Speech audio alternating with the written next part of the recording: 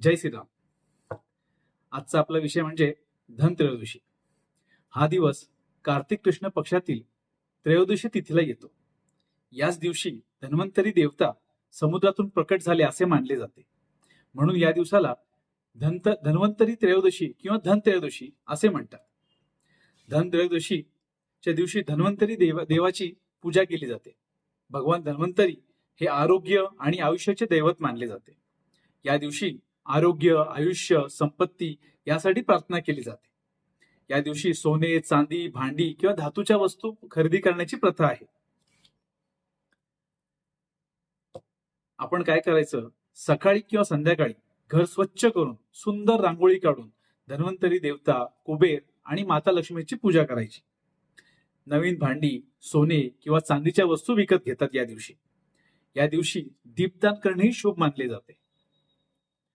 धन्वंतरी देव हे आयुर्वेदाचे जनक.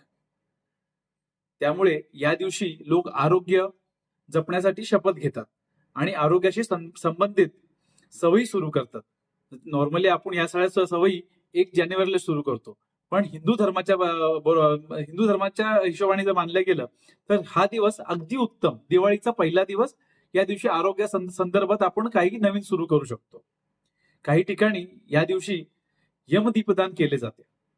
यमदीपदान म्हणजेच एखादा दिवा दक्षिणेच्या बाजूला तोंड करून लावावा. त्यामुळे अकाल मृत्यूपासून संरक्षण मिळते असे मानले जाते.